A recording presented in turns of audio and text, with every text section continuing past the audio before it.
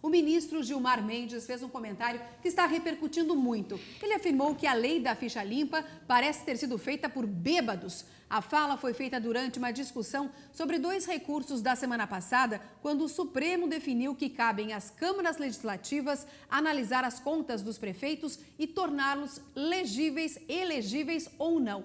Prisco, é um tema polêmico, né? Olha, uma lei formada por bêbados foi muito forte ou não? O ministro Gilmar Mendes não toma jeito.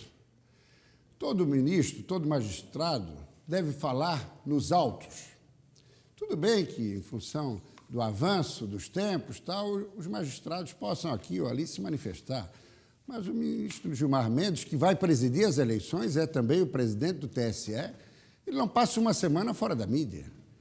E dizer que a ficha limpa, primeiro, bêbados, isso não é expressão adequada a um ministro do Supremo Tribunal Federal. E segundo, que não tem nada a ver com o que ele colocou, a ficha limpa é um grande avanço. Essa que é a verdade, para justamente barrar os fichas sujas.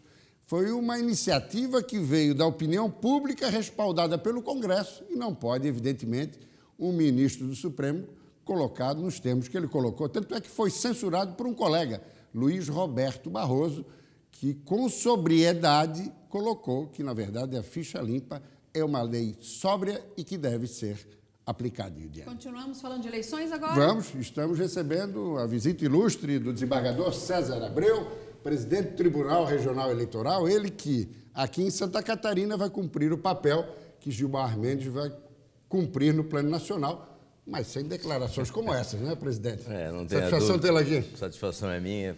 Penso que o ministro também já refletiu sobre isso e foi infeliz a manifestação de Sua Excelência, mas Sua Excelência quis dizer que a lei da ficha limpa, como todas as leis, elas têm também os seus pecados e os seus defeitos, mas é um grande avanço, né, essa lei da ficha limpa. Sem dúvida.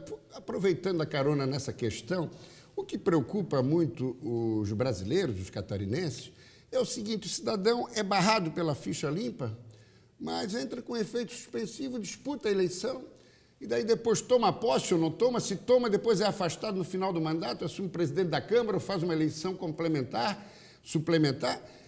Essa agilidade seria importante da Justiça Eleitoral, né, presidente? Não tenha dúvida que a Justiça ela tem que ser rápida, séria, principalmente no que diz respeito à Justiça Eleitoral. Mas nós temos que considerar uma série de circunstâncias e de avanços que são necessários ainda. Recentemente, nós estamos até no tribunal com uma discussão de um processo em que o cidadão foi condenado por improbidade administrativa, foi lançado o nome dele, né, isso como inelegível, e agora, através de uma rescisória, foi revertida a decisão e ele foi absolvido, só que não foi comunicada a absolvição. Certo. Então, ele está em condições de poder se candidatar e não poder votar porque ele está fora, está com os direitos políticos suspensos. Então, precisa de agilidade, como você disse. E como conseguir essa agilidade, presidente? Eu acho que os instrumentos eles estão disponíveis, o que está faltando é investimento, né? E nós estamos passando por uma dificuldade nesse país, né, por uma série de circunstâncias, entre as quais a corrupção, né? Não podemos deixar de tratar disso, mas as receitas são curtas, escassas, e o próprio Tribunal Regional Eleitoral de Santa Catarina, como do resto do país, está tendo dificuldade, inclusive, de ter avanços tecnológicos, né, no que diz respeito às eleições. Até o dia 15 era a apresentação dos pedidos de registro. Agora o tribunal vai se manifestar sobre todos esses pedidos até quando? Agora começa a questão dos registros que já foram apresentados. Ainda é possível até amanhã, se o partido não apresentou o registro de algum candidato que foi escolhido nas convenções, ele ainda pode fazê-lo até amanhã. E o nosso prazo final de julgamento disso tudo é até 12 de setembro. Mas vai ser difícil cumprir esse prazo. Nós, dentro do tribunal, nós estamos com tudo e força para que todos possam saber os candidatos até antes das eleições. Perfeito. Vamos pedir uma arte que foi produzida pela nossa redação. Será que daria para colocar? Exatamente. O eleitorado de Santa Catarina, quase 5 milhões, os candidatos registrados, prefeitos, vice, vereadores, o total, que até o prazo em que o presidente colocou que será avaliado pela Justiça Eleitoral, e também todo o complexo de pessoas que foram recrutadas para 66 mil pessoas, presidente. A necessidade são quatro membros para cada zona eleitoral, cada sessão eleitoral, melhor dizendo, e isso multiplicando vai dar 66 mil pessoas, e é um fluxo de pessoas que têm que ser preparadas, Perfeito. treinadas. Vamos pedir outra arte, rapidamente, por favor. Próxima arte aí, 19 municípios com biometria completa, não, retornando, por favor. E 9 municípios com votação mista, né, em relação à biometria. O custo por voto 2,21, é isso mesmo? O levantamento que nós temos, o custo do voto está em 2,21, é um custo alto, né, se nós levarmos em consideração.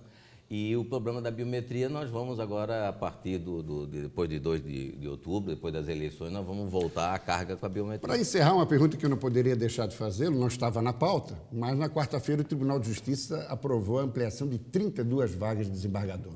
No momento que vive o país, desembargador, o senhor acho que também votou favorável. Como é que o senhor vê essa decisão? A questão é a questão de se entender isso sob o ponto de vista da realidade. O que está acontecendo? Na verdade, nós já temos essa mão de obra dentro do tribunal. Nós temos a figura do juiz substituto de segundo grau, que ele já é um desembargador. Eu, na minha manifestação, eu disse, nós temos que saber no tribunal se nós queremos que essas pessoas sejam iguais ou nós queremos que elas continuem diferentes. Mas vai ter mais custo, né, desembargador? Não, por conta da necessidade de você também completar com vagas provenientes da Ordem dos Advogados e do Ministério Público. Até brincando disso, quem sabe o Ministério Público paga a conta dele e a OAB paga a dela. Desembargador, muito grato e sucesso à frente das eleições. Eu agradeço, para mim é um prazer sempre muito grande estar com um amigo. Muito grato, satisfação grande. E o Diane? Obrigada, muito obrigada.